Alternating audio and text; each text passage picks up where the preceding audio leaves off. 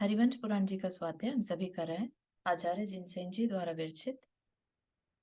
मंगलम भगवान वीरो मंगलम गौतमो गणी मंगलम कुंद कुंदाद्यो जैन धर्मोस्तु मंगलम।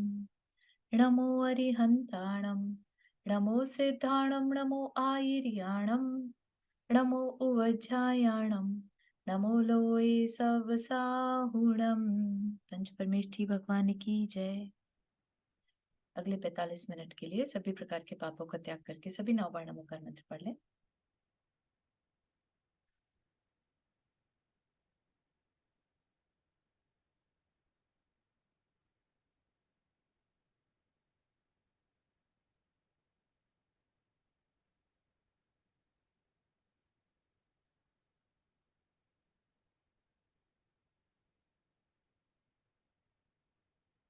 तो हमारा यहाँ पर जो आज का विषय है समव शरण, है ना।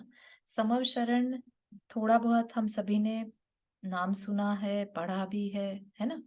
और मंदिर जो हम जाते हैं, जिनालय जाते हैं, तो उसको भी हम समव शरण का ही प्रतीक मानकर जाते हैं। ठीक। तो समव शरण क्या, जहां पर सबको समान रूप से शरण मिले। तो वहां पर चाहे वो जानवर है, त्रियंच है, मनुष्य है, देव है, सब एक समान ट्रीटेड होते हैं। भले उनके कोटे अलग अलग हैं, उनके बैठने के स्थान अलग अलग हैं, लेकिन सबके साथ सेम बिहेवियर, है ना। कोई किसी में कमी नहीं निकाल रहा है, सब एक लेवल पे है। ठीक। तो ये समव शरण। अब हमने बहुत बार अलग अलग पुराण में और जैन तत्व विद्या में भी समवशरण के बारे में पढ़ा था। तो यहाँ पर जो वर्णन है वो हरिवंश पुराण जी के हिसाब से है और थोड़ा सा डिफरेंट है compare to what we have done. ठीक है।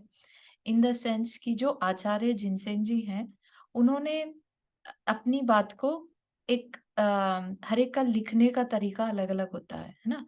तो उसी तरीके से इन्होंने भी अपनी बात को जो लिखा है वो एक जिन चीजों को हम हमेशा से पढ़ते आए हैं वैसा ना होके थोड़ा डिफरेंट है। ठीक है। तो हो सकता है कहीं कहीं पर भी इनफैक्ट मैं भी बताने में समर्थ ना रहूं।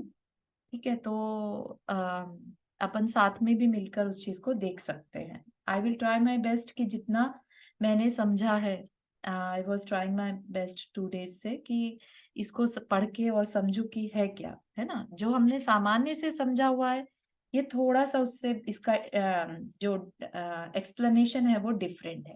ठीक है। इस वजह से I am seeing in the Jain तत्व विद्या में भी हमने पढ़ा था।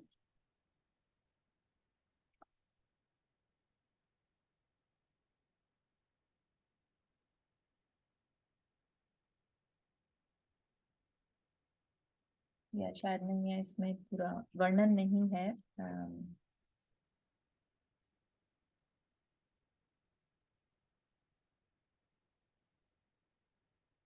चलिए, समव शरण, अच्छा थोड़ा सा दिया है समव शरण की रचना। हम्म शुरू करते हैं। ठीक है।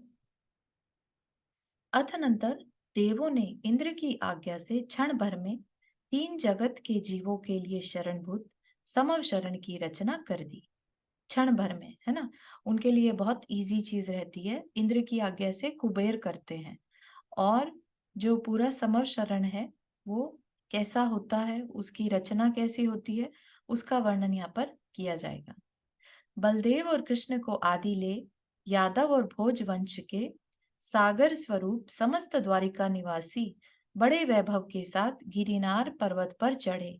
और और भीतर बाहर जिनेन्द्र भगवान का समव शरण देखकर वह जनता का अपार सागर परम आश्चर्य को प्राप्त हुआ। और हो भी क्यों नहीं, तो वो देखने लायक चीज है। समर शरण बहुत अद्भुत संरचना है जो इवन स्वर्गों में भी नहीं होती, इतनी अद्भुत। इसके लिए जो देव हैं इवन वो तक यहाँ पर आते हैं।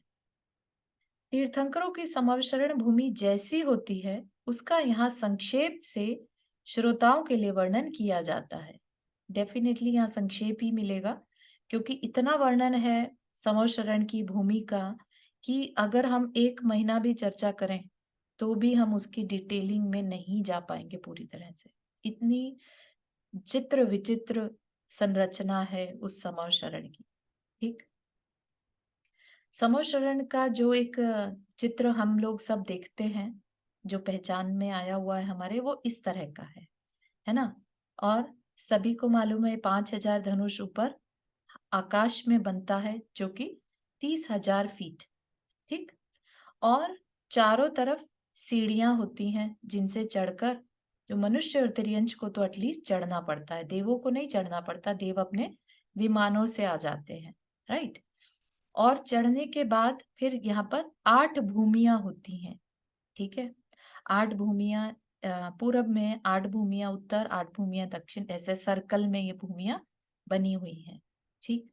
सीढ़ियों से ऊपर चढ़ते हैं तो ये मानस स्तंभ होता है। तो इतनी जानकारी हम सब ने ली हुई है। बीच में जो है गंधकुटी है, ठीक है? गंधकुटी जहाँ भगवान विराजते हैं, उनका सिंहासन होता है। सिंहासन के ऊपर एक स्वर्ण कमल रहता है। स्वर्ण कमल के 4 उंगल ऊपर भगवान विराजते हैं और वहीं पर उनके अष्ट प्रातिहार्य प्रकट हो जाते हैं। अष्ट प्रातिहार्य में अशोक वृक्ष, है ना? सिंहासन, अशोक वृक्ष, छत्र, चमर, उनका भामंडल, दुंदुभी, है ना? पुष्प वृष्टि और उनकी दिव्य ध्वनि, ठीक? तो ये मस्ट है, मतलब ये होता ही होता है और यही उनकी पहचान है, यही उन्हें बाकी केवली भगवानों से, केवली जो बन जाते हैं, उनसे अलग बनाती है। तीर्थंकर जो होते हैं सिर्फ उन्हीं के अष्ट प्रातिहार्य होते हैं, ठीक है? तो ये चीज उनको समोच्चरण पूछा जाए तो किसका होगा? तीर्थंकर केवली का, है ना? और फिर इनकी व्यवस्था क्या है? क्या है ये भूमियां, है ना? और कितना बड़ा ये एरिया होता है? 12 योजन एरिया, ठीक? 12 योजन का क्या मतलब हो गया? 1 योजन बराबर में आई थिंक 12 किलोमीटर, है ना? तो 4 माइल, 1 योजन 4 माइल का होता है ना। हाँ, 4 मील, तो 12 12 चौक चौक 48। 48 मील, नहीं, हाँ 48, नहीं नहीं, कुछ गड़बड़ है। एक महायोजन होता है वो और एक हाँ, योजन। ये 12 किलोमीटर वाला हुआ ना? हाँ 12 तो ये, किलोमीटर का मतलब हो गया हाँ 8 मील वाला। हाँ। हम्म, 1 योजन बराबर में 8 मील, और 8 मील को अगर कन्वर्ट करेंगे किलोमीटर में तो 12 किलोमीटर, तो ऑलमोस्ट 150 किलोमीटर, है ना? तो 150 किलोमीटर के एरिया में ये समौशरण लगा है। तो ऐसा नहीं समझिए एक छोटी सी थाली है ना? बहुत बड़े एरिया में ये समौशरण लगता है, ठीक है? तो ये आप एक संरचना जो है दिमाग में रखिएगा।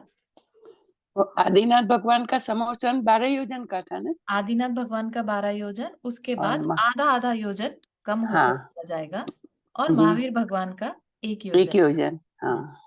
क्योंकि हाइट बहुत घट जाती है, सब कुछ छोटा हम्म, छोटा होता जाता है ना? जी। राइट। तो क्या कह रहे हैं समवशरण की, तो ये जो अभी पिक्चर दिखाया है इसको याद रखना है। कुछ यहाँ पर बात अपने को नहीं भी समझ में आई तो अपन उसको आ, जहां तक अपना ज्ञान लग पाएगा उतना यूज करेंगे, ठीक है? समवशरण की दिव्य भूमि स्वाभाविक भूमि से 1 हाथ ऊंची रहती है और उससे 1 हाथ ऊपर कल्प भूमि होती है, ठीक है? तो जो क्या कह रहे हैं, अभी तक शायद हमने कभी इसको विजुअलाइज नहीं किया था इस तरीके से। जो समवशरण की भूमि, ऐसा नहीं समझिए कि ये पूरा का पूरा सिर्फ 30,000 फीट ऊपर कुछ बना है। नीचे से लेकर 30,000 फीट ऊपर ये पूरी की पूरी संरचना होती है। नीचे में पूरा का पूरा जो बेस है वो इंद्रनील मणियों से, तभी ये ब्लू ब्लू जो दिख रहा है इंद्रनील मणियां से बनता है। उसके ऊपर फिर ये भूमियां सरफेस पे, जैसे हम बोलते हैं ना कि पेंट हाउस है या छत पर कोई किसी के टेरेस पे सब कुछ बना दिया जाए, राइट? तो उस तरह से टेरेस पे कह लीजिए ये ऊपर में सारी भूमियां हैं, राइट? लेकिन जो ये नील मणियों से बना हुआ जो बेस है, फाउंडेशन है, वो नीचे से ही भूमि से सिर्फ 1 हाथ ऊपर से ही स्टार्ट हो जाता है। ठीक है। यह भूमि अपनी शोभा से स्वर्ग लक्ष्मी को जीतने वाली, चौकोर, सुखदायी और देश काल के अनुसार 12 योजन से लेकर 1 योजन तक विस्तार वाली होती है। अब जो मुझे यहाँ समझ नहीं आता वो चौकोर क्यों होती है ना? ये बात हमने तो जो देखा है, जो सुना है वो गोल ही सुना है, राइट? समवशरण गोलाई में होता है, राइट? तो इस चीज को अभी हम यहाँ पर छोड़ बेस है इसका, पिवट टाइप का तो नहीं है? हम्म बेस और उसके ऊपर फिर गोल गोल गोल बना हुआ है। नहीं, ऐसा कहीं भी देखने में नहीं आ रहा है। और अच्छा। जितनी भी जगह हमने पढ़ा है इसका समवशरण का, तो वृत्ताकार ही बताया है, सर्कल, है ना? तो थोड़ी सी चीजें यहाँ पर क्लियर नहीं है, तो इस चीज को either we can highlight and ask Maharaj ji से कि ऐसा क्यों लिखा है यहाँ, है ना? इवन जैन तत्व विद्या जो हमने पढ़ी है उसमें उसको सर्कल ही बताया है। ठीक है। और 12 योजन से लेकर 1 योजन, तो कहा, क्या कहा? देश काल के अनुसार।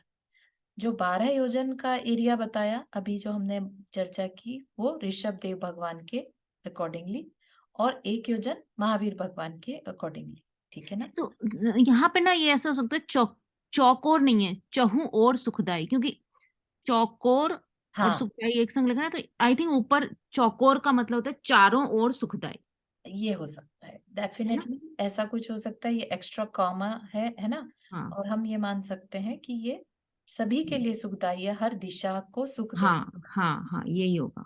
तो ठीक है, क्योंकि कहीं से भी चकोर तो है ही नहीं। हाँ, चारू आपने हाथ रेस किया। हाँ, जय जिनेंद्र जी। मैं ये पूछ रही थी कि अभी जैसे जो तीर्थंकर भगवान है उनके समोशरण के जो साइज होंगे वो भी कहीं पर मेंशन है या फिर हाँ, मतलब सेम ही रहेगा। वो 500 योजन, 500 धनुष के हैं, सिमंदर स्वामी जैसे हैं अभी वर्तमान के, तो उनका 12 योजन ही रहेगा। ठीक है ना? अच्छा, तो आदित्य उनका भगवान चेंज भी वहां पर 500 चेंज धनुष नहीं से, होता? हाँ, तो वहां भी 12 योजन ही रहेगा। Okay, thank you. समोशरण भूमि का उत्कृष्ट विस्तार 12 योजन और कम से कम विस्तार 1 योजन प्रमाण होता है।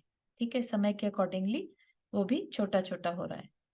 यह भूमि कमल के आकार की होती है। कमल के आकार की, अगेन आप इसे विजुअलाइज ये ही करिएगा, जो ये संरचना है इसी को ध्यान में रखिएगा। तो जो सेंटर पे है उसको कर्णिका कहा है कमल की, और बाकी जो सारा है ये कमल दल, कमल के पत्र। ठीक, यह भूमि कमल के आकार की होती है। इसमें गंधकुटी तो कर्णिका के समान ऊंची उठी होती है, और बाह्य भूमि कमल दल के समान विस्तृत है, फैला हुआ है। यह इंद्र नीलमणि से निर्मित होती है। इसका बाह्य भाग दर्पण तल के समान निर्मल होता है, जैसे एकदम क्लियर दिखने वाला, और प्रवेश करने वाले बहुत से जीवों को एक साथ स्थान देने वाली रहती है।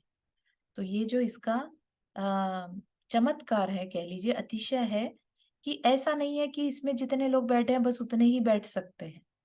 जितने मर्जी यहाँ पर पहुंच जाए इन सभाओं में, उतने लोगों को इसमें स्थान मिल जाता है। ठीक है, तो ये उसका अतिशय रहता है। जिसमें मान के योग्य इंद्र आदि देव त्रिलोकीनाथ भगवान की दूर से ही पूजा करते हैं, वह मानांगण नाम की भूमि है। मानांगण नाम की भूमि मतलब जहां मान स्तंभ है। ठीक है, इंद्र आदि देव स्टार्टिंग तो वहीं से, क्योंकि एंट्री कहाँ से करना होगा? मान स्तंभ के अंदर, मान स्तंभ में जो भगवान की मूर्ति बनी है वहां पर उनकी पूजा अर्चना करके ही आगे बढ़ा जा सकता है, क्योंकि ये मान स्तंभ रास्ते में है। ठीक है,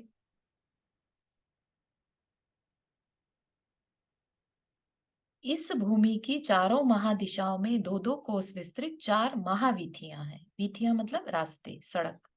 तो 1, 2, 3, 4 महावीथियां। ठीक है, ये वीथियां अपने मध्य में स्थित 4 मान स्तंभों के पीठ धारण करती हैं। पीठ मतलब कि जहां पर मानस्तंभ बना है, ये जो बेस है इसको पीठ कहा। ये पीठ अपनी ऊंचाई से तिगुने चौड़े एवं स्वर्ण और रत्नमयी मूर्तियों के धारक होते हैं तथा मनुष्य सुर असुर सभी आकर इन्हें नमस्कार करते हैं।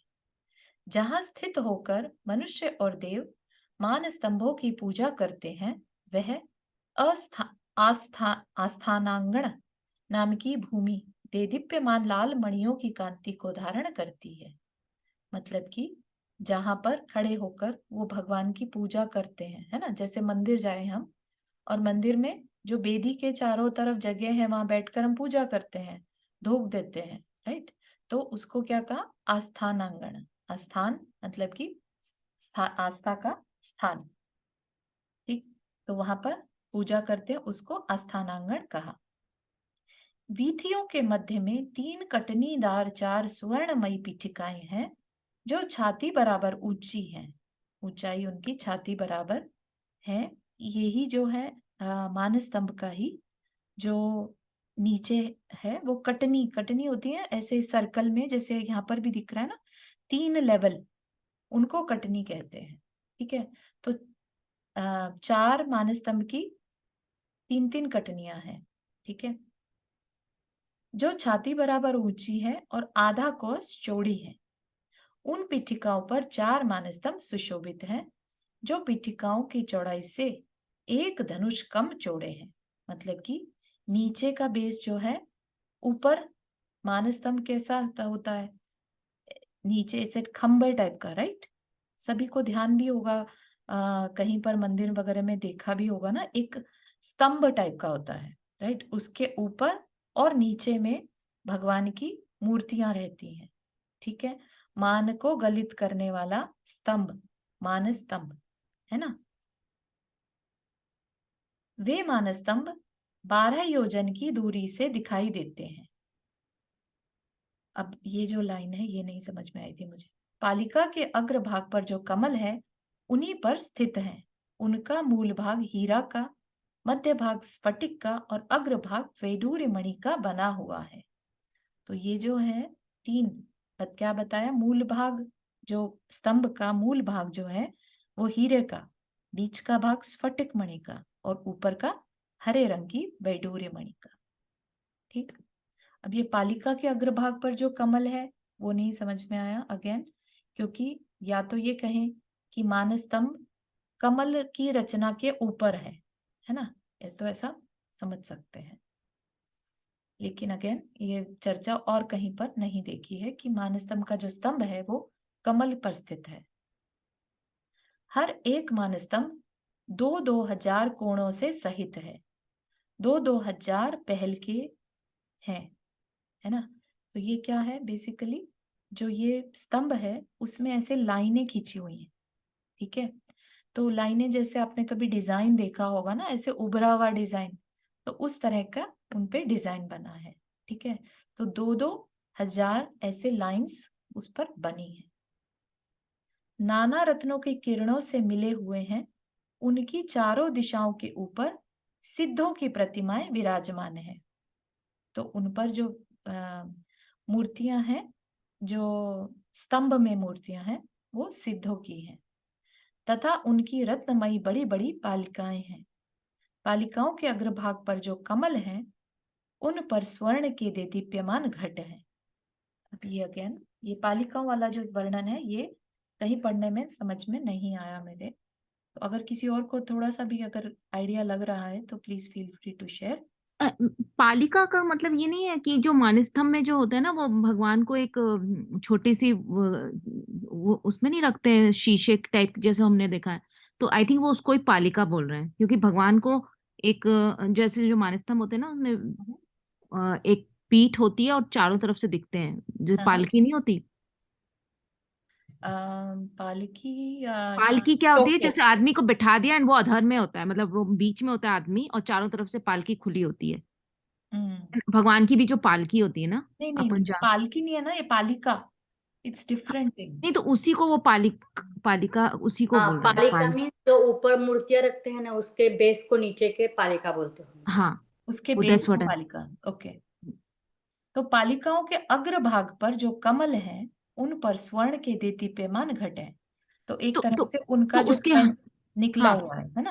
उन हाँ पर थोड़े से कमल बने हैं, हम्म है ना? और उन पर स्वर्ण के घट हैं, सोने के घड़े। उन घटों के अग्रभाग से लगी हुई सीढ़ियां हैं तथा उन सीढ़ियों पर लक्ष्मी देवी के अभिषेक की शोभा दिखलाई गई है। ठीक है, सीढ़ियों पर वे मानस्तंभ लक्ष्मी देवी के चूड़ा रत्न के समान अपनी कांति के समूह से 20 योजन तक के क्षेत्र प्रकाशमान करते रहते हैं। ठीक है, तो जहां जहां ये चारों दिशाओं में मानस्तंभ हैं, तो 20-20 योजन तक उनकी शोभा या उनकी चमक फैली रहती है। हाँ, आपने हाथ खड़ा किया नीरू जी। हाँ, मैं ये वापिका तो नहीं है, वापिका मतलब सरो, इसके चारों तरफ वापिकाएं भी होती हैं हाँ हाँ हाँ, तो। वापिकाएं होती हैं। आई थिंक हाँ, उसका आगे बताने वाले हैं शायद। अच्छा अच्छा, तो मैंने कहा शायद पालिका को वापिका हो शायद ये। आम, वो लग नहीं रहा है एक्चुअली। पालिका के अग्रभाग पर जो कमल है उन्हीं पर स्थित हाँ हाँ हाँ हाँ है ना? हाँ, देखते हैं ठीक है, और आप तो थोड़ा बता सा। रहे हाँ, थे। थोड़ा और देखते हैं। हाँ ठीक है। हाँ जिनका मन अहंकार से युक्त है, ऐसे देव और मनुष्य को वहीं रोक देने वाले हैं। तो जिनके अंदर मान है, वो और आगे नहीं जा पाते। उन मान स्तंभों की चारों दिशाएं हंस, सारस और चकवों के शब्दों से अत्यंत सुंदर है तथा उनमें खिले हुए कमलों से युक्त 4 सरोवर हैं, जो अभी बात कर रहे थे, है ना? ये 4 दिशाओं में 4 सरोवर होते हैं। ठीक। ठीक है। सरोवरों के आगे एक वज्रमय कोट है, जो छाती बराबर ऊंचा है, अत्यंत कांति से युक्त है, ऊंचाई से दूना चौड़ा है और चारों ओर से घेरे हुए है। इस कोट को चारों ओर से घेरकर एक परिखा स्थित है। परिखा रहती है, परिखा मतलब नाली जैसे होता है ना, इस तरह का पानी, है ना? जिसकी भूमि जल के समान कांति वाले मणियों से निर्मित है। उसमें घुटनों प्रमाण गहरा पानी भरा है। जो इस सरोवरों के लिए के बारे में शायद बात बता रहे हैं ये। तथा वह पृथ्वी रूपी स्त्री की नीली साड़ी के समान जान पड़ती है, जिसमें कि हाथ पैर धोकर आगे बढ़ा जाता है।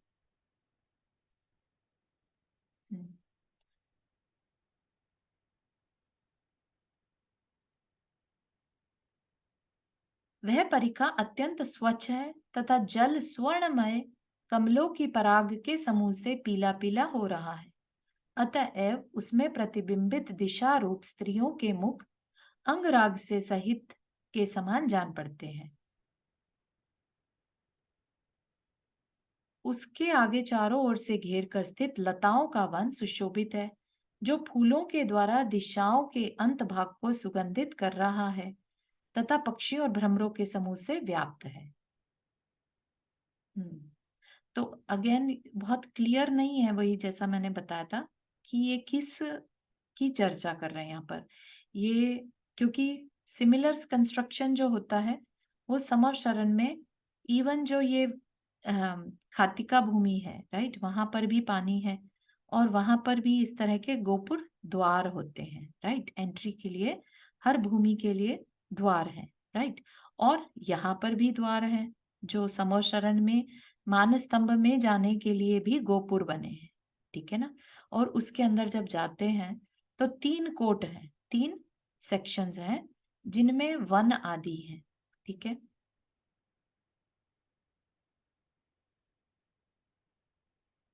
उसके आगे देदीप्यमान स्वर्ण के समान चमकीला एवं विजय आदि चांदी के बड़े बड़े 4 गोपुरों से सुशोभित कोट चारों ओर से घेरे हुए हैं।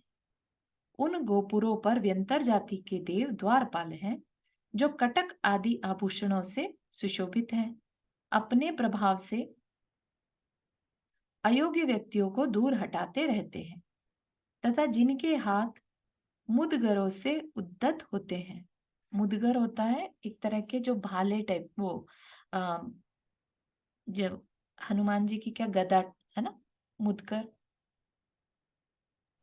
हाँ गधा ही है। उनके हाथ में रहती है ना, नहीं, जो और मुदगर पहलवान जो लेते हैं ना, हाँ एक बेसबॉल का बैट बड़ा जैसा भारी। होता है, बेसबॉल बैट जैसा। हाँ हाँ गद हाँ, उनके हाँ हाथ में रहती है, ऊपर उठे हुए उनके हाथ रहते हैं। ऐसा देखा होगा, द्वारपाल जो बने रहते हैं ना मंदिरों में, उनके हाथ ऊपर की ओर उठे हुए रहते हैं, है ना। हाथ मुद्गरों से उद्धत होते हैं ऊपर की ओर। देदीप्यमान कांति से युक्त उन गोपुरों के मणिमय तोरणों की दोनों ओर छत्र, चमर और भृंगार आदि अष्ट मंगल द्रव्य 108 संख्या में सदा सुशोभित रहते हैं। तो गोपुर के जो द्वार हैं दोनों साइड पर, गोपुर जब होता है तो लेफ्ट एंड राइट दोनों साइड पर है, राइट। तो दोनों तरफ 108 जो अष्टमंगल सामग्री होती है, द्रव्य होते हैं, वो लटके रहते हैं। उन गोपुरों के आगे वीथियों की दोनों ओर 3-3 खंड की 2-2 नाट्यशालाएं हैं। ठीक है, अगेन ये जो दरवाजे हैं, कहीं पर भी जहां पर गोपुर है ना, वहां पर ये जो सेक्शन बने हैं, इनको क्या कहेंगे, खिड़कियां, है ना। खिड़कियां टाइप के जो दिख रहे हैं, इनमें नाट्यशालाएं हैं। बड़ी बड़े हैं ये गोपुर, ऐसे छोटे नहीं है, है ना। तो इनमें नाट्यशालाएं हैं जहां देवांगनाएं नृत्य करती हैं। कितनी? 32 देव कन्याएं नृत्य करती हैं। ठीक। तदनंतर पूर्व दिशा में अशोक वन। तो अभी क्या चल रहा है, बेसिकली हम इन भूमियों में आगे बढ़ रहे हैं जहां तक मेरी समझ में आ रहा है। सबसे पहली रहती है चैत्य प्रासाद भूमि, दूसरी होती है खातिका भूमि, तीसरी ध्वज भूमि, है ना। फिर उपवन भूमि, है ना। और फिर लता भूमि, हाँ, लता कल्प वृक्ष भूमि। भूमि। लता भूमि, हम्म, कल्पर वृक्ष उपवन। भूमि करेक्ट। हाँ, और श्री रहती, श्री मंडप भूमि आखिर में। श्री मंडप भूमि लास्ट में जी रहती है। हाँ हाँ। चैत्य प्रासाद, खातिका, लता, उपवन, ध्वज, कल्प भूमि, भवन भूमि, है ना। तो ये सारी चीजें भी अपने को दिमाग में रखनी है जब हम पढ़ रहे हैं, राइट, कि कैसे कैसे चल रहा है। ठीक है, तो अब हम अगर यहाँ पर हम उपवन भूमि में पूर्व दिशा में अशोक वन, दक्षिण में सप्तपर्ण वन, पश्चिम में चंपक वन और उत्तर में आम्र वन सुशोभित है। इन चारों वनों में अशोक वन का अशोक वृक्ष, सप्तपर्ण वन का सप्तपर्ण वृक्ष, चंपक वन का चंपक वृक्ष और आम्र वन का आम्र वृक्ष स्वामी है।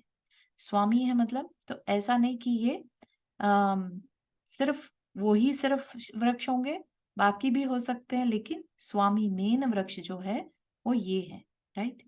और ये जो स्वामी वृक्ष हैं, उन वृक्षों पर भी सिद्ध की प्रतिमाओं से सहित है, अर्थात इनके नीचे सिद्धों की प्रतिमाएं विराजमान रहती हैं, इन वृक्षों के नीचे। फिर उन वनों में तिकोनी, चौकोनी और गोलाकार अनेक वापिकाएं हैं। तो एक तो हमने वापिकाएं वहां देखी, मानस्तंभ, राइट। अब ये जो उपवन वन की जो भूमि है, वहां पर भी वापिकाएं हैं। उन वापिकाओं के तट रत्न निर्मित हैं तथा उनकी भूमि शुद्ध स्फटिक से निर्मित है। तो हर जगह पर जहां पर भी हम देख रहे हैं, सब कुछ रत्नों से बना है, राइट, और स्फटिक से निर्मित है, राइट। स्फटिक भी एक तरह का रत्न ही है। तो ये सब पॉसिबल कैसे हो पाया? देवों के द्वारा, है ना। नहीं तो इतना वैभव किसी ह्यूमन बीइंग के पास नहीं रहता कि वो इतने सारे रत्नों के चूर्ण से एक इतनी बड़ी 150 किलोमीटर का एरिया को पूरा 30,000 फीट तक भर सके, है ना। और उसके बाद भी ऊपर जितनी भी संरचना है, सारी रत्न निर्मित संरचना, है ना। तो जितनी भी वापिकाएं हैं, उनके तट, उनके जो साइड्स हैं, वो रत्न निर्मित हैं और उनकी भूमि शुद्ध स्फटिक से निर्मित है। ये सभी वापिकाएं तोरणों से युक्त हैं। उनके साइड्स में तोरण मतलब वो जो झालर रहती है ना, झालरें लगी हैं, दर्शनीय है, सीढ़ियों से युक्त हैं, ऊंचे ऊंचे बरंडों से सुशोभित हैं, प्रवेश करने में गहरी और 2 कोस चौड़ी है। तो अब इनके नाम बताए हैं वापिकाओं के। नंदा, नंदोत्तरा, आनंदा, नंदवती, अभिनंदिनी और नंदघोषा, ये 6 वापिकाएं अशोक वन में स्थित हैं। जैसे हम भी नदियों के नाम रहते हैं, राइट, ऐसे ही वापिकाओं के भी नाम हैं।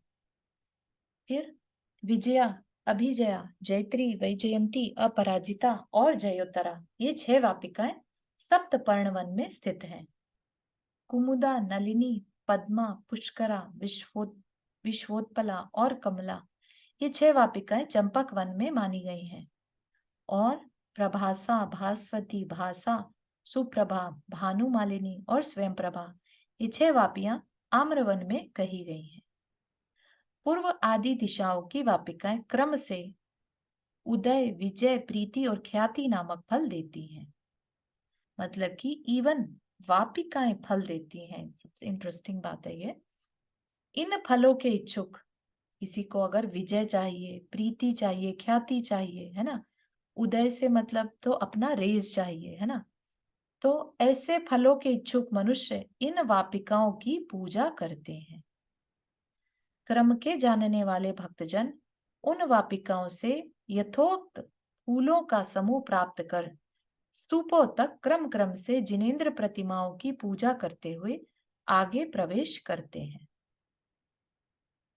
यहाँ से कुछ भक्तजन जो है ना, वो आगे बढ़ते हुए यहाँ से फूल ले जाते हैं। उदय और प्रीति रूप फल को देने वाली वापिकाएं के बीच के मार्ग में दोनों ओर 3 खंड की स्वर्णमय दीप्यमान 32 नाट्यशालाएं हैं। ये नाट्यशालाएं 1.5 कोश चौड़ी हैं। 1 कोस बराबर में कितना, 1 कोस 2 मील, है ना। तो 1.5 कोस 3 मील चौड़ी ये नाट्यशालाएं हैं।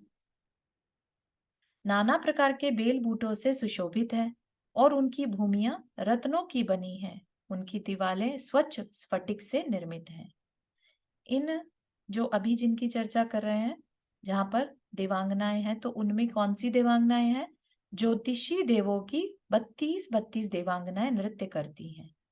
पहले व्यंतरवासी देवियों की बताई थी शायद, है ना, जो हाव भाव और विलास से युक्त तथा श्रृंगार आदि रसों की पुष्टि से सुपुष्ट होती हैं। उसके आगे 4 गोपुरों से युक्त अत्यंत सुंदर वज्रमयी वन वेदी है, जो पूर्वोक्त वनों को चारों ओर से घेरे हुए है। वन वेदी मतलब जो हमने वन की भूमि देखी थी, उपवन भूमि, है ना, उपवन भूमि से आगे जो है उसकी बाउंड्री वॉल जिसे कहा, तो वो वन वेदी, ठीक है, बाउंड्री को वन वेदी कहा।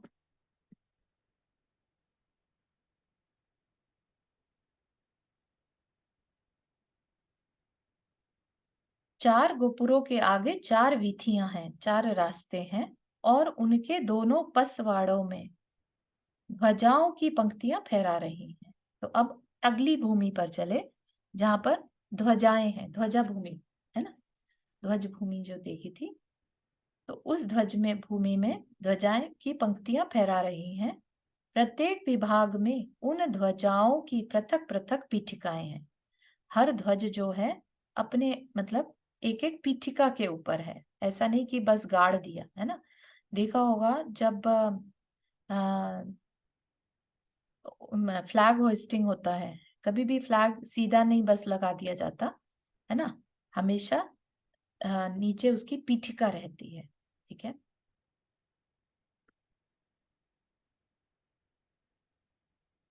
जो 3 धनुष चौड़ी है, चित्र विचित्र है, तथा उन पर आधा योजन ऊंचे रत्नमयी बांस लगे हुए हैं। तो उनके जो पोल हैं ध्वजा के भी, वो भी रत्नों से बने हैं।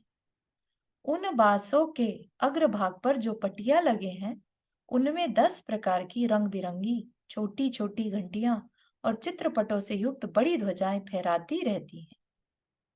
वे 10 प्रकार की ध्वजाएं क्रम से मयूर, हंस, गरुड़, माला, सिंह, हाथी, मकर, कमल, बैर और चक्र के चिन्ह से चिन्हित होती है, ठीक है। तो यहाँ पर ये जो ये वाली दिख रहा है आपको, झंडे दिखाई दे रहा है ना, तो ये ध्वज भूमि है। इससे पहले कौन सी थी? उपवन भूमि, है ना, जिसमें हमने अलग अलग प्रकार के उपवन में अशोक वृक्ष, है ना, आम्र वृक्ष, चंपक वृक्ष, ये देखे थे।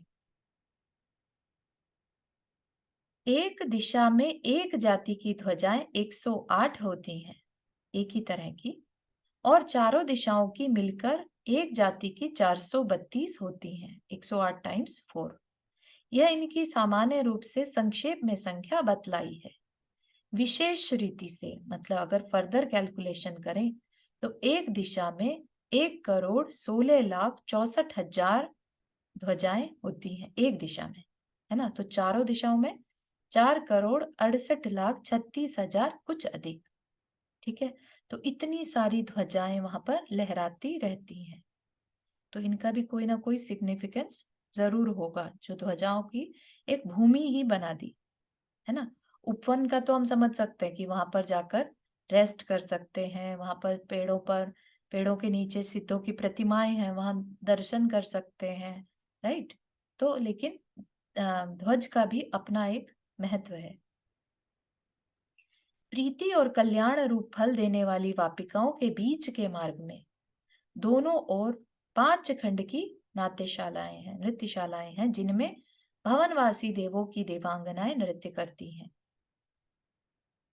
ठीक, अभी उससे पहले हमने ज्योतिष देवों की, अब भवनवासी देवों की। नृत्यशालाओं के आगे 5-5 खंड के रत्नमयी 4 गोपुरों से विभूषित स्वर्ण निर्मित दूसरा कोट है। ठीक है, तो ये जो था पहला कोट था, धूली साल कोट जिसे कहते हैं, राइट। उसके बाद भूमि आ गई हमारी,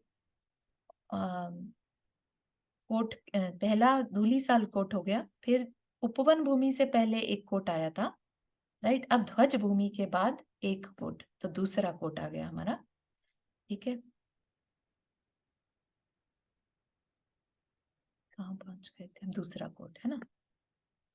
गोपुरों के दोनों पसवाड़ों में, दोनों साइड में देदीप्यमान स्वर्ण के पीठों पर स्थित शंख के समान सुंदर कंठों में पड़ी मालाओं से सुशोभित, मुखों पर कमल धारण करने वाले एवं जल से भरे स्वर्ण निर्मित मंगल कलश 2-2 की संख्या में सुशोभित हैं।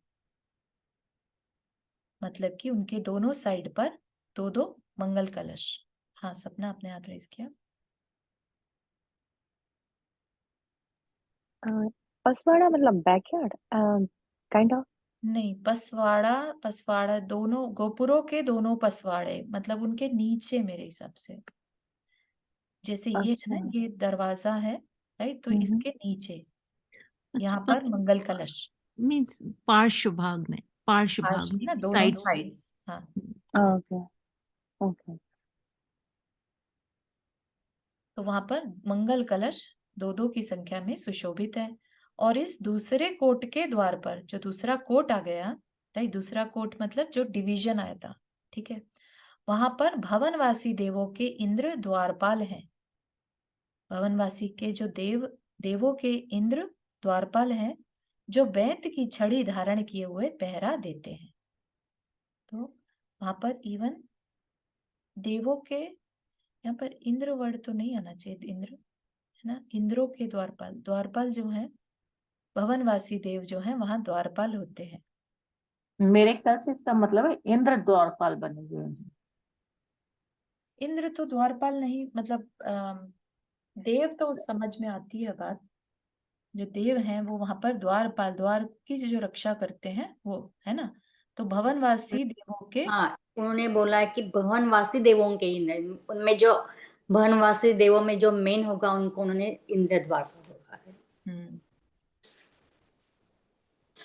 हाँ, तो भवनवासी देव वहां पर इंद्र द्वारपाल हैं, एक तरह से ये कह सकते हैं। हर एक जो दरवाजा है, कोट है ना, उनके जो गोपुर हैं, अलग अलग देव उनकी रक्षा करते हैं। कहीं पर व्यंतर जाती है, कहीं भवनवासी, कहीं पर कल्पवासी, ठीक है। गोपुरों के आगे 2-2 नाट्यशालाएं हैं और उनके आगे स्वर्ण निर्मित 2-2 धूप घट रखे हुए हैं। तो जो भी दरवाजे हैं सब पर धूप घट मतलब ऐसे घट घड़े जिनमें से धूप की खुशबू आती रहे, बिना किसी अग्नि प्रज्वलित करे, वहां पर धूप घट रखे रहते हैं, उनमें से खुशबू निखरती रहती है। उसके आगे चारों दिशाओं में सिद्धों की प्रतिमाओं से युक्त दो दो सिद्धार्थ वृक्षों से सहित कल्प वृक्षों का वन। अब हम और आगे अगली भूमि पर चले गए, है ना। अगली भूमि क्या रहती है? कल्प भूमि। जो बीच में ध्वज भूमि के बाद क्या आया? कोट। ठीक है, कोट में हमें क्या बता दिया? कोट में हमें बता दिया कि वहां पर ऐसे देवो द्वारपाल रहते हैं और धूप घट रखे रहते हैं, है ना। अब उससे आगे चले अगली भूमि, तो वो कल्प वृक्षों की भूमि। ठीक, कल्प वृक्ष की भूमि यहाँ पर देख सकते हैं। जो ये झंडे थे ना, राइट, उसके आगे फिर ये कल्प वृक्ष की भूमि आ गई। ठीक, इन दोनों के बीच में जो ये एरिया है, ये कोट, दूसरा कोट। पहला कोट, दूसरा, मतलब इसको धूली साल कोट कहते हैं। फिर ये पहला कोट, दूसरा कोट, और ये यहाँ पर तीसरा कोट आता है यहाँ पर। ठीक है, आई कैन इमेजिन थोड़ा टफ जा रहा होगा, लेकिन ये है ही टफ एक्चुअली। बाकी जगहों पर इतना डिटेल या इतना अलग तरीके से नहीं बताया जाता। जितनी जानकारी ग्रहण कर पा रहे हैं उतना करते जाइएगा। ठीक है, तदनंतर 4 गोपुरों से स्थित वन की रक्षा करने वाली अंतर्वेदिका है, मतलब कि उसकी एक अंदर भी बाउंड्री वॉल है, और मार्गों में तोरणों से युक्त सबका भला करने वाले 9 स्तूप हैं। अब ये स्तूप क्या है? ये आई थिंक ये जो ये वाइट वाइट दिखाई दे रहा है ना, हालांकि वाइट नहीं होंगे, लेकिन ये आइडेंटिफाई करने के लिए यहाँ पर ये जो कल्प वृक्ष की भूमि है, इसके बाहर 9 स्तूप हैं। ठीक है, वे स्तूप पद्म रागमणियों से निर्मित होते हैं, लाल रंग के, और उनके समीप स्वर्ण और रत्नों से बने मुनियों और देवों के योग्य नाना प्रकार के सभागृह रहते हैं। अब ये और अगली भूमि जहां भवन है, ये आप देख रहे होंगे, है ना। यहाँ पर ये जो भवन बने हैं, भवन भूमि है ना, ये वाली जो कल्प वृक्ष से आगे की भूमि है, भवन भूमि। ठीक, तो यहाँ पर आकर मनुष्य और मुनि जो भी हैं, राइट, देव जो है, उनके रथ सभागृह हैं। वो आकर, हमने जब पढ़ा था, तो इवन जो देव लोग हैं वो यहाँ पर आकर क्रीड़ा भी करते हैं, है ना। उनकी अपनी खुद की सभाएं भी लगती हैं। मुनियों की अपनी सभाएं हैं, जिन मुनि को केवल ज्ञान हो जाता है ना, वो मुनि अपनी वहां पर उनकी भी सभा लगती है। ठीक है, सभागृहों के आगे आकाश स्फटिक मणि से बना नाना प्रकार के महारत्नों से निर्मित 7 खंड वाले 4 गोपुरों से सुशोभित तीसरा कोट है। हम क्या देख रहे थे? खंड भी बढ़ते जा रहे हैं। खंड मतलब सेक्शन, उनमें जो खिड़कियां देखी थी हमने, खिड़कियां टाइप के, तो पहले वाले में 3 खंड थे, फिर अगले वाले में 5 खंड, अब 7 खंड। ठीक, 7 खंड वाले 4 गोपुरों से सुशोभित तीसरा कोट है, जो बिल्कुल जो 8वीं भूमि है उससे लगता हुआ है। ठीक है, इस कोट के पूर्व द्वार के, जो इस तीसरा कोट है उसके पूर्व द्वार को किन किन नामों से पुकारा जाता है? विजय, विश्रुत, कीर्ति, विमल, उदय, विश्वदुख, वासवीर्य और वर, ये 8 नाम प्रसिद्ध हैं। दक्षिण द्वार के वैजयंत, शिव, ज्येष्ठ, वरिष्ठ, अनघ, धारण, याम्य और अप्रतिज्ञ, ये 8 नाम कहे गए हैं। पश्चिम द्वार के जयंत, अमित सार, सुधाम, अक्षोभ्य, सुप्रभ, वरुण और वरद, ये 8 नाम स्मरण किए गए हैं। और उत्तर द्वार के अपराजित, अर्थ, अतुलार्थ, उदक, अमोघक, उदय, अक्षय और पूर्ण कामक, ये 8 नाम है ना। जबकि हमने बाकी जगह पर हमने सिर्फ ये पहले पहले नाम ही सुन रखे थे, विजय, वैजयंत, जयंत और अपराजित। उन द्वारों के पसवाड़ों, अगेन उनके साइड्स में, उत्तम रत्नमय आसनों के मध्य में स्थित मंगल रूप दर्पण सुशोभित है। ठीक है, द्वारों पर मध्य में दर्पण है। उन दर्पण में क्या होता है? जो देखने वाले के पूर्व भव दिखलाते हैं। कोई देख ले उसमें तो उसके पास्ट लाइफ वो देख सकते हैं। ये दर्पण गाढ़ अंधकार को नष्ट करने वाले कांति के समूह से सदा देदीप्यमान रहते हैं और उनसे गोपुर सूर्य की प्रभा को तिरस्कृत कर अतिशय शोभायमान होता है। विजय आदि गोपुरों में जो अभी जो 4 द्वार बताए हैं विजय आदि, उनमें यथा योग्य जय हो, कल्याण हो, इन शब्दों का उच्चारण करने वाले एवं देदीप्यमान आभूषणों से युक्त कल्पवासी देव द्वारपाल रहते हैं। यह तीनों कोट 1 कोस, 2 कोस और 3 कोस ऊंचे होते हैं। 3 कोट बता दिए, पहला वाला तो धूली साल है, उसको नहीं काउंट कर रहे। तीनों कोट जो है, पहला 1 कोस, दूसरा 2 कोस और तीसरा 3 कोस ऊंचे होते हैं और मूल, मध्य और ऊपरी भागों में इनकी चौड़ाई ऊंचाई से आधी होती है। इन कोटों के जगती तलों का प्रमाण अपनी ऊंचाई से 3 हाथ कम कहा गया और उनके ऊपर बने हुए बंदर के सिर के आकार के कंगूरे 1 हाथ तथा 1 वितस्ती चौड़े और आधा वेमा ऊंचे कहे गए हैं। मतलब कि उनके ऊपर ना एक डिजाइन टाइप का बना है, ऐसा सिंपल नहीं है, ऐसा ऐसे सेक्शन कुछ अलग सा, जैसे मंदिरों के ऊपर भी कभी देखा होगा कटिंग सी बनी रहती है ना, तो उस टाइप का वहां पर वो उनके ऊपर डिजाइन, कंगूरे बोलते हैं ना, वो बना हुआ है। ठीक, तो यहीं तक रखते हैं, काफी सारा विषय हो गया ना, रह गया ये तो है। ठीक है, थोड़ा सा समझ में आ रहा है, मतलब हालांकि ये हमारा हमने बहुत सिंपल पढ़ रखा है कि हाँ 20,000 सीढ़ियां चढ़कर ऊपर जाते हैं, मानस्तंभ होता है और उनके दोनों तरफ द्वार हैं जिनसे अंदर भूमियों में अंदर जा सकते हैं, और फिर भूमियों की संरचना बता दी जाती है। तो that is all we know about the समवशरण।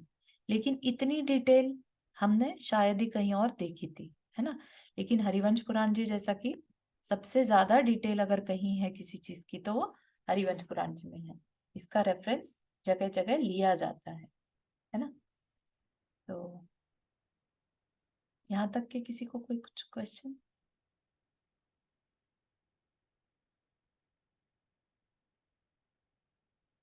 थोड़ा थोड़ा समझ में आ रहा था?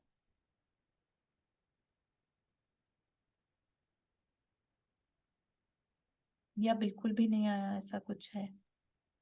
नहीं, समझ आ रहा है सबको, आ रहा है अच्छे से। समझ आ रहा है।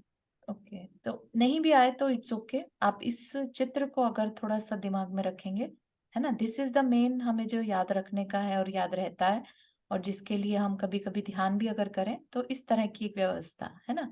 ये थोड़ा सा मोर डिटेल हो गया, समझ में आए तो बहुत अच्छी बात है, नहीं आए तो भी इट्स ओके। अपन यहाँ पर विषय है तो अपन इसलिए पढ़ रहे हैं, ठीक है। चारू समझ तो आ रहा है, लेकिन ये नाम नहीं याद रहेंगे, मेन हाँ, बात ये है। बिल्कुल भी नहीं रहेंगे, आपको भूमियों के नाम एक भी बार याद रह जाए तो बड़ी बात है।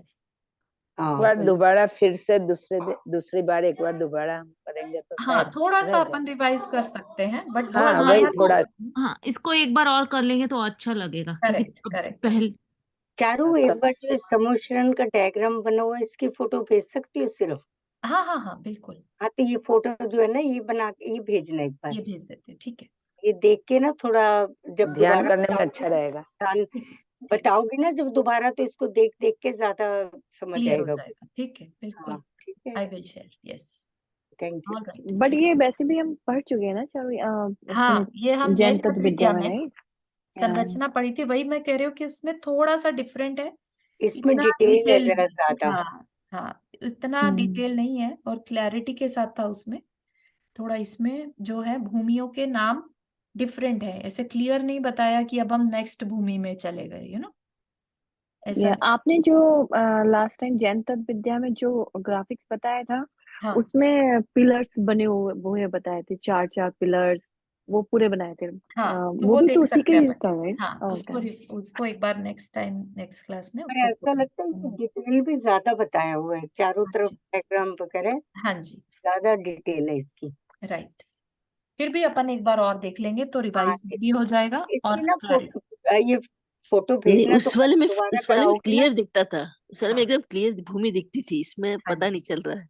हाँ जी, तो मैं आपको भेजूंगी वो वाला भी। हाँ भेजना इसको, हाँ। फिर कल पढ़ेंगे ना तो ठीक है। इसको देख देख के समझ ज्यादा आएगा। जी बिल्कुल। चलिए जिनवानी स्तुति। जा वाणी के ज्ञान से सूझे लोकालोक, सो वाणी मस्तक धरो सदा देत हो दो।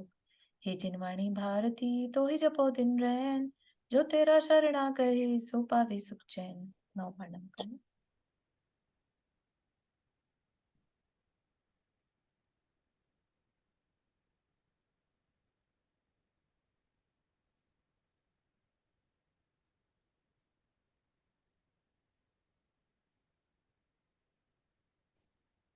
सभी को जय जिनेन्द्र। जय जिनेन्द्र। जय जय जिनेन्द्र जिनेन्द्र। चारू जोर सभी को। जय जय जिनेन्द्र जिनेन्द्र जय सभी जय को। जानकी सभी को।